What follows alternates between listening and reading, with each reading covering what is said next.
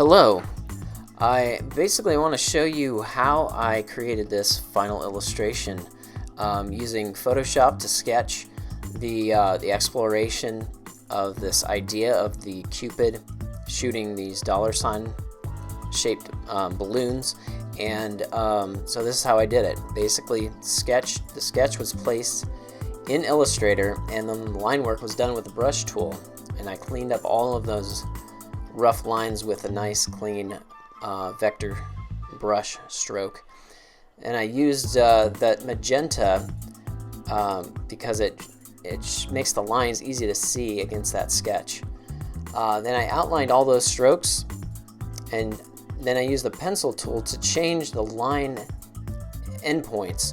So instead of having that round look, I made some sharp and changed basically the look of those finishes on those lines.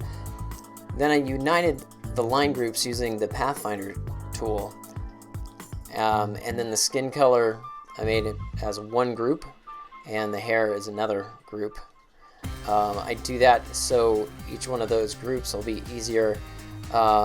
Basically, will show it better in front of this Photoshop color.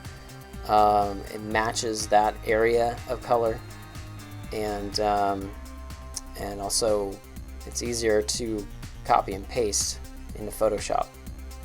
So then I was going to use the gradient background because I was initially going to use it strictly Illustrator to produce all the color areas, but then I decided to use the image trace tool because I really like the way the Photoshop file was looking as a watercolor look. So to retain that, I'm using image trace to produce the painted effect that Photoshop provides. So the vector graphics are scalable as well, and perfect for multiple uses, and that's why I'm wanting to do everything in Illustrator to have that flexibility. So you could produce a large sign with it, or even something like a small flyer, just by scaling up and down the graphics, and you don't need to worry about resolution. So raster graphics using Photoshop need to be created at the size intended, and file sizes can be tediously large, so vector graphics are more ideal for this illustration. Since I created the sketch in Photoshop using layers, I can turn off that specific layer and just image trace that piece of the sketch. Illustrator will update the placed file preview, and then I copy and placed the image after I image trace and expand each area of the illustration.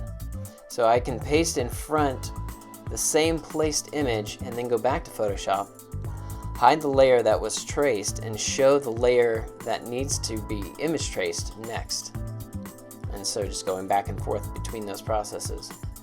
I'm using this method for creating vector art that looks like Photoshop, soft color transitions that look like watercolor. I'm grouping the line work together for Cupid, his bow, the arrow, the dollar sign, balloons. I copy and pasted these lines from Illustrator to Photoshop. I then made separate layers for Cupid, the bow, arrow, dollar sign, balloons, etc. Then I'm using a hard round pressure opacity in Photoshop with like an 87% opacity setting, and I paint in those areas of color. 87% is really arbitrary, and that changes depending on how I want the colors to blend. So you can set it to whatever you want, basically. Color picking and blending colors, highlights for the hair and the light source, I chose to come from the left, so that light is always on that left side. The nose and the cheeks have a rosy red color or pinkish color because that's where the blush usually shows. Painted all that in. Color, a continued color picking and blending color on the tongue and the skin and so forth. And then I'm cleaning up the overpainting beyond the lines so that when we get back to Illustrator, and then the fills essentially will fit right behind the strokes drawn previously. There's still need to delete the outer color and clean up the edges, so that's what I'm doing here. And then I repeat the showing and hiding of the layers in Photoshop, and then I update the placed image in Illustrator and image trace again for each piece, for the clouds, for the Cupid, and for the bow, etc. Then I'm refining the dollar sign balloons, and I'm using a 30% opacity. So again, it's arbitrary. I'm just wanting to blend the color very slightly and not have too many hard edges. So I place the file that should still be on your clipboard, on my clipboard. And if not, like if I copied something in Photoshop and it erased that placed image, I can place it again in Illustrator from Photoshop.